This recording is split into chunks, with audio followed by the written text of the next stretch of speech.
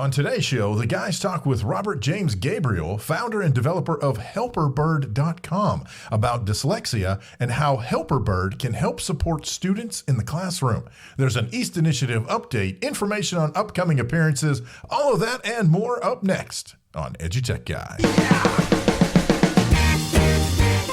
You're listening to the EduTechGuys, EduTechGuys.com.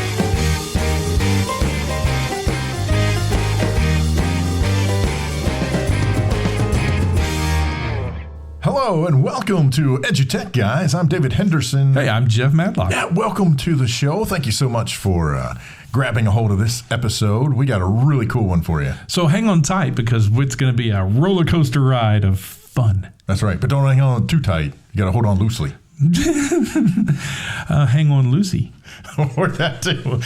Lucy in the Sky with Diamonds. I'm done. Okay. Diamond are girl's best friend. Oh, so you said you were done. girls. Have friends. Oh. All right. Hey, listen, we'll stop that, but don't stop listening to us and don't stop yourself from going out to the web. Hey, just go to Google, type in EduTechGuys, and you're going to find us there staring back at you. And also you can go to the website at www.edutechguys.com. Drop down at the bottom of the page. You'll find a little form there. You can reach out to us and let us know what's going on. Always hit us on social media. That's right. You can always hit us. Yep. Just pull our picture up and just slap the screen. I know that's what my kids do.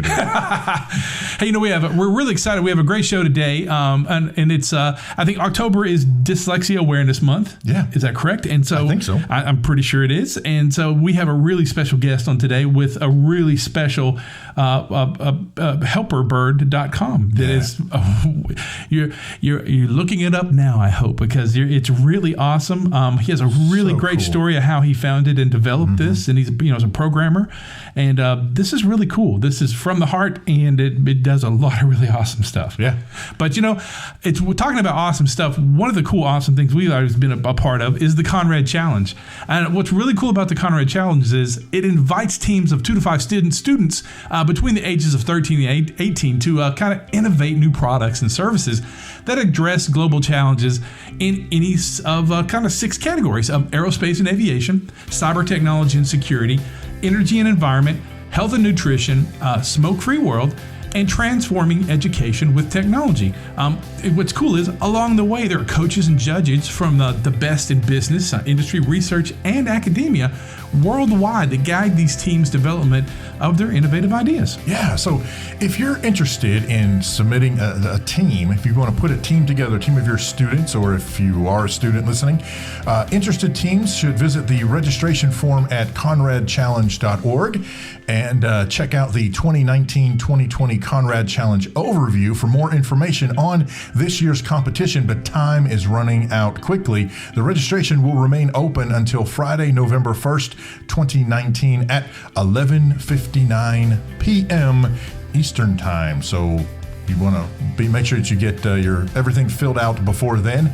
Expert judges will then select teams in each challenge category who will advance to develop comprehensive business plans for their innovation in round 2 of the competition. Yeah, don't miss out. Just visit conradchallenge.org for more information. Yeah.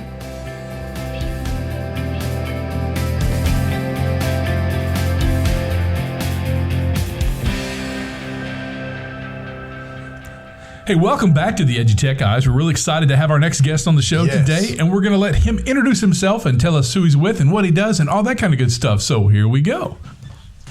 Hi, guys. My name is Robert James Gabriel, an Irishman currently living in Arkansas in the United States, but I'm currently talking to you from Canada. I'm 26 years old. I have dyslexia, and I got into kind of programming and went through high school and college, and I got into programming when I was like 15 years old. But at that time, it was an interesting time in my life where they were telling me and my parents that I should drop out of school because they thought I was struggling and wouldn't achieve anything. My parents were very passionate about what she said and got intervention, and they discovered I was dyslexic, and I got the help and I was able to try. And then a couple of months later, I won the school like just under $10,000 in prizes from a programming competition. Wow. So then I went on to So that's kind of like the dyslexia story. And then I went on, did a computer science, And now for the last 18 months to a year, I've been doing a piece of software called HelperBird. Yeah. Oh That's my pretty God. awesome. Well, I think it's I think it's great that I don't know if this is like the politically correct way to say this, but I'm going to say it anyway. Despite the fact that you have dyslexia, you still went with programming and, you know, a lot of that stuff. I mean, that is a lot of text and numbers that you are staring at all the time. Yeah, at the start, I didn't really have an issue with it, but the more you progress into like the computer science field, it became more and more of an issue. Mm-hmm. And it was funny. I was building these little tools to help me. And then once I realized that they were useful to me, they're probably useful to someone else. Oh, that's really exciting. Yeah, and in turn, that's why I love color contrasts and stuff like that. So my programming setup is all weird colors in comparison to like a traditional programmer of sorts. Right. So how did that? So let's talk about that. So let's talk about. So you got into programming. It really once you were diagnosed with dyslexia, then it kind of for you it was like, okay, I can do this now. Now I know how to start fixing the issues that I have.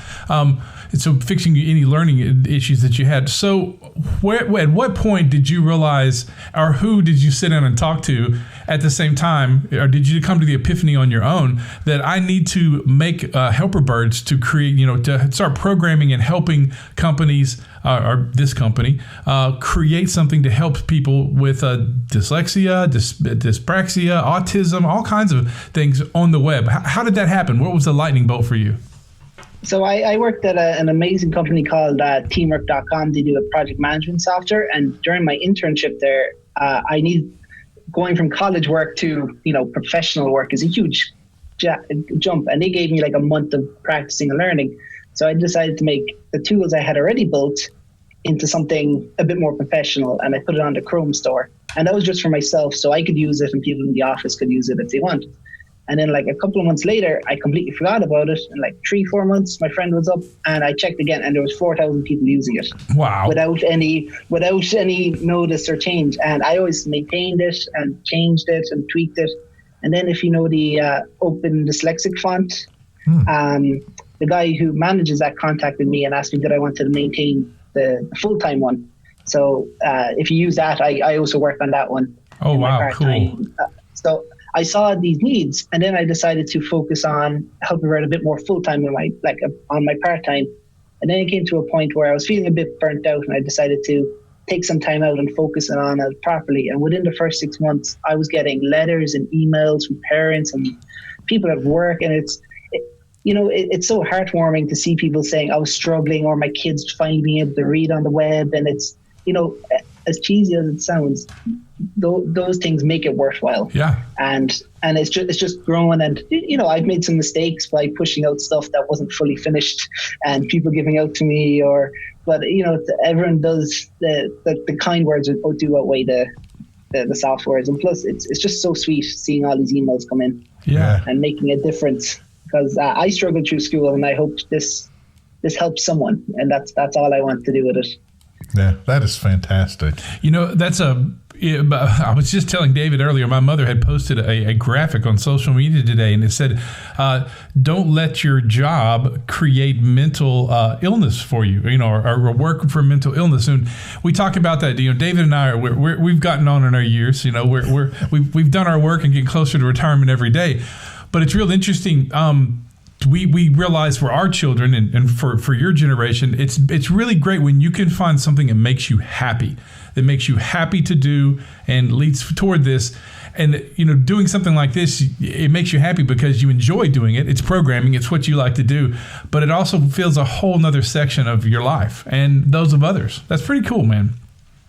Yeah, and that was it. My job at Teamwork was fantastic. It was just, I didn't manage my time correctly, and then when I discovered work on HelperBird, it was the hold was missing, as I put it in my heart, and I look forward to work every day. Cool. Yes. So let me ask this: so in HelperBird, let's talk about dyslexia, and so your dyslexia, if you don't mind talking about it, there are different symptoms, and I don't know if it's called symptoms. See, I'm not schooled enough on dyslexia, but there are different pieces of dyslexia. Someone has one problem, someone might have another problem with, say, character font sizes or fonts turning themselves upside down and moving and things like that.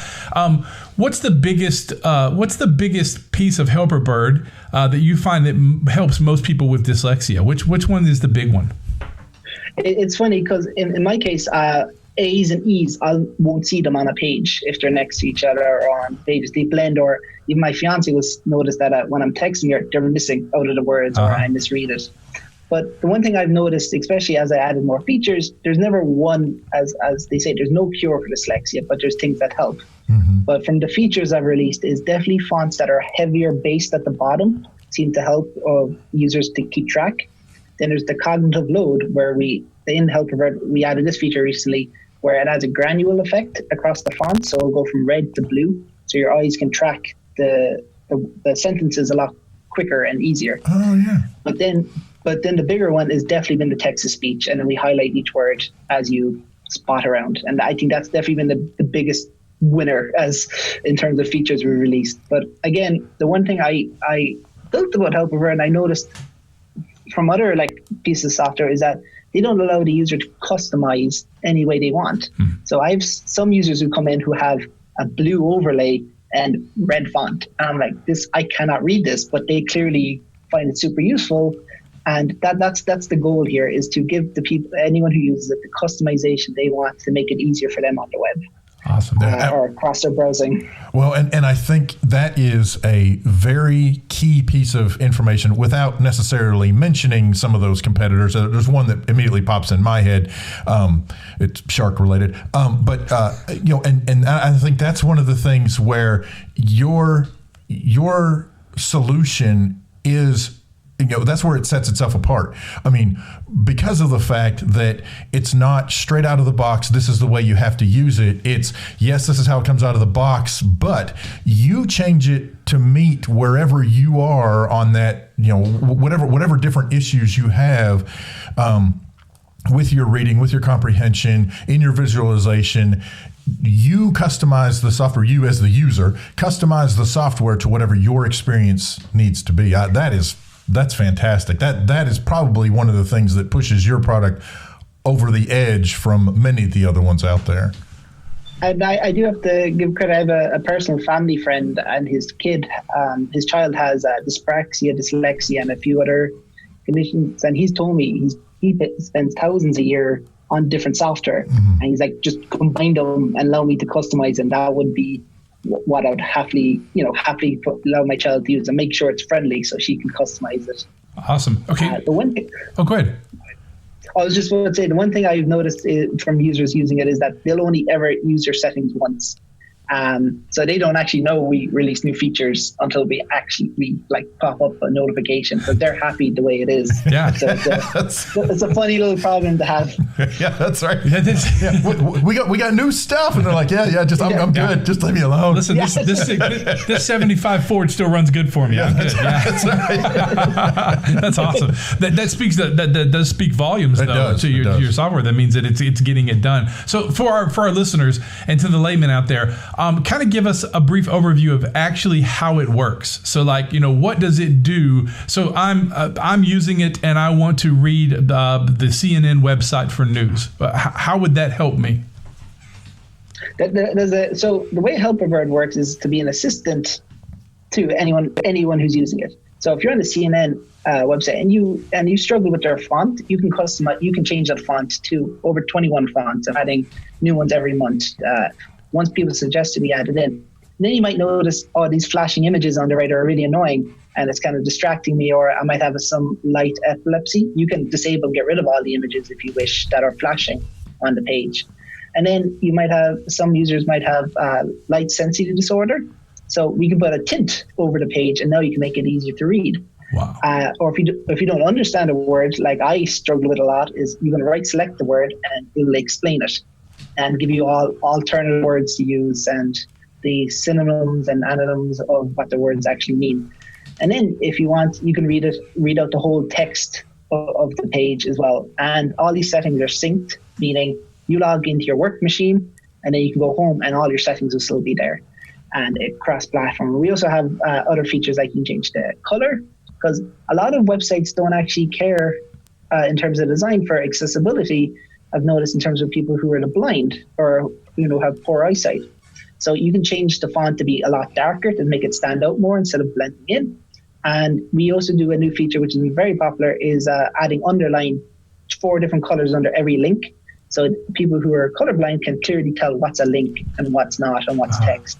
Yeah. Wow. So making the web customized to your needs is the tagline I go with. Well, what's amazing about Helperbird is that this is actually for everyone, because everyone can use this. There is a feature in it that would help everyone when they're working on reading, especially online now. I mean, that is amazing. I can see. So can it be used? And I know the answer to this, but I'd like to hear you say it. So a lot of schools, all of our school districts are using a Google Suite for education. So students are using docs and spread and sheets and the whole bit, and it works perfectly in those applications also. Yeah, that was one of the main things we did straight away, was make sure that all existing school software will work in partnership with. So I'm actually flying down to the Google Chrome Summit in a couple of weeks to talk to some of the developers and advocates down there to get more integration in. So hopefully we'll be like brothers by the end of it. Yeah, that's right.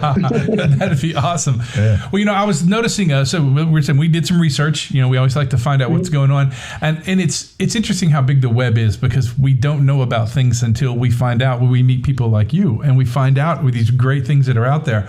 So what's great is you guys offer a free version, which is pretty much everything you need to get started, which will, to me, is enough for them to go, oh, this is perfect. Oh, and look, I can add these things to it. And the price point is glorious, by the way. That's just beautiful price point. Oh, thank you. I'm glad to hear that, because, sometimes I think, is it too much? Is it too little? What's the right point? But as I see it, it's a cup of coffee a month, or a video game a year is a nice way. Well, and for a school district, you've got it at $99.99 a month for a school district. That's unlimited users, unlimited everything. Yeah. That's the full product for as many active users as you need. That's pretty cool.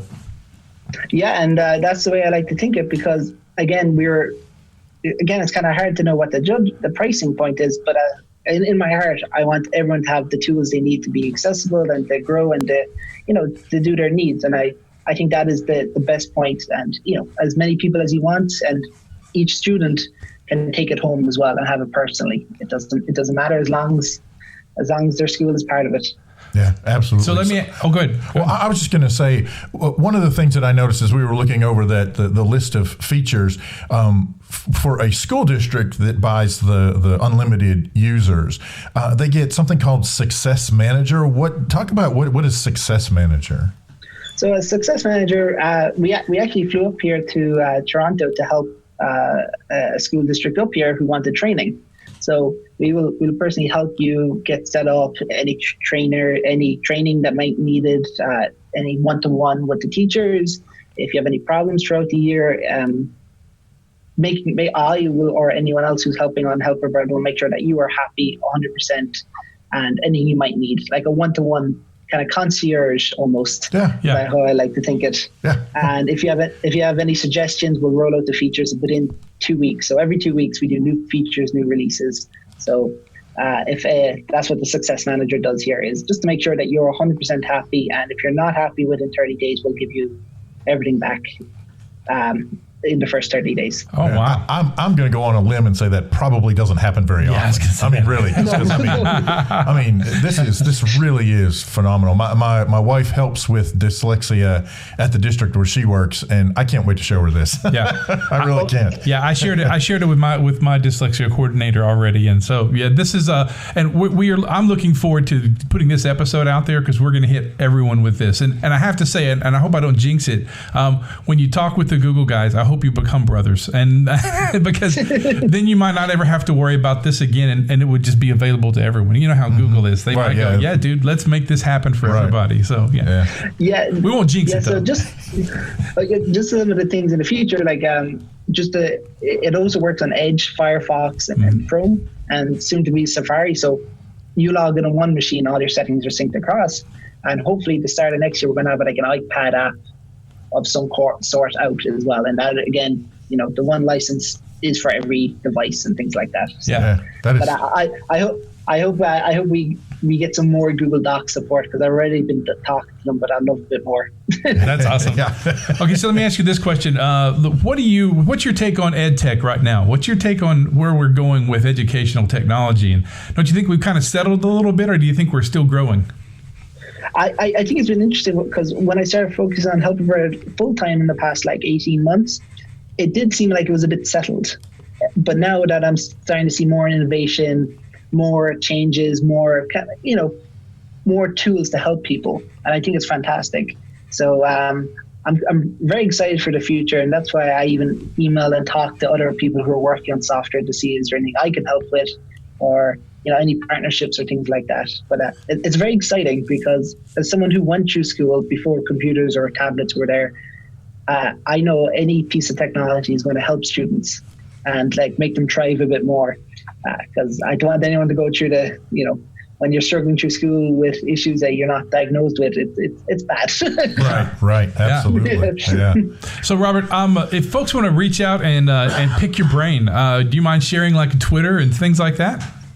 Yeah, so I'm Robert J. Gabriel on Twitter and basically every social media, and my direct messages are open, so I'm happy to answer.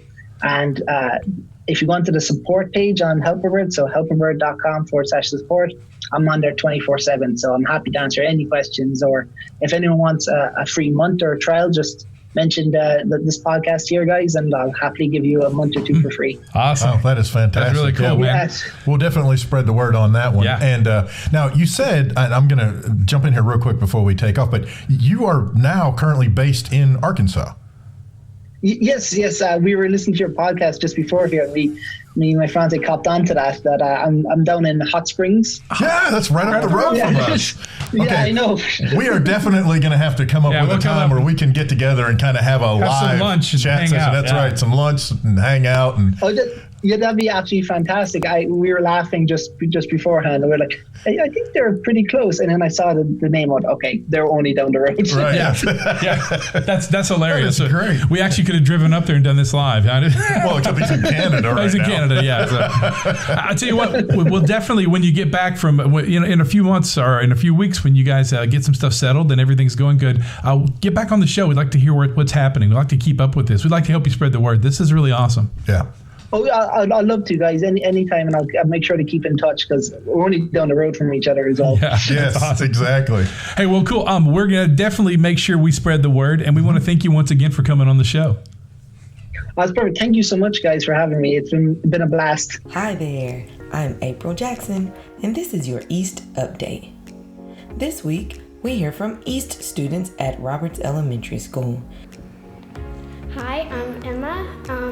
I decided that I want to be in East because I have seen many people say that East is a really cool place, and I'm like, whoa, you get to hang out with technology. It's like you can be technology's best friend.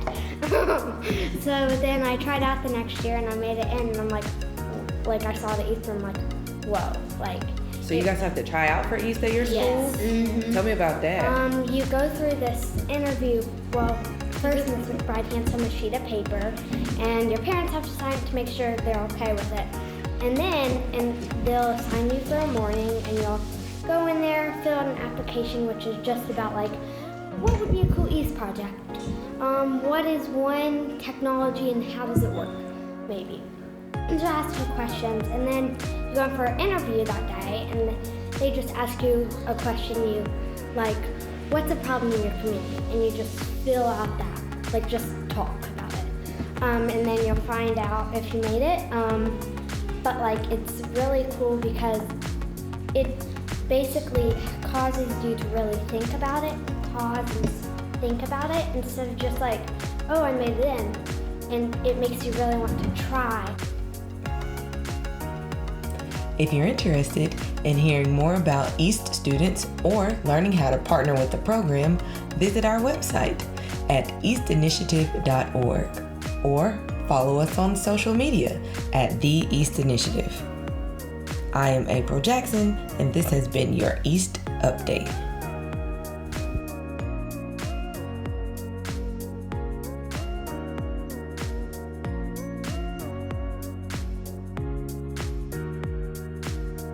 Hey, thanks again to April Jackson and the students from Roberts Elementary School for bringing us a wonderful East Update this week. Hope you learned from it. And if you haven't, remember to go out to eastinitiative.org and take a look at what's going on with that program. Yeah, absolutely, man. Really cool stuff happening there. Hey, and talking about really cool, thanks again so much to Robert James Gabriel for sharing his program and everything that they are doing to help with not just dyslexia, as we learned, all sorts of helpers for anyone to be able to surf the web a little easier. Yeah, really cool stuff. Helperbird.com. Yeah. Yep, and we're going to share that out on the social media, so don't forget to follow us on Twitter and the Facebook and the Instagram and all that good stuff. Don't forget to go out to EduTechGuys.com. And and you visit us there, or go to Google. Sorry, that's what I was trying to get out. Okay. Google. Yeah, we're I don't know what's wrong with us today. Oh, it's caffeine. That's what it is. That's what it is. Too much caffeine. And the weather's changing. It's got that kind of crisp feeling. It's October in Arkansas, so normally it's still like, bathing suit weather. Yeah. Like somebody I was told today, I love it on the 78th day of July. Yes, exactly. But this year in Arkansas, it's kind of surprising me. It's usually this time we're not in kind of a nice football game weather. So now when you go to a football game and it's 60 degrees, it's like, hey, yeah, I'm not sweating my hat off up here. Right. Sweating my hat off. So anyway. Hey, but remember that as Robert James Gabriel said, if you reach out to us and fill out the form, probably the easiest way is to either fill out the form on the website or hit us up DM on Twitter.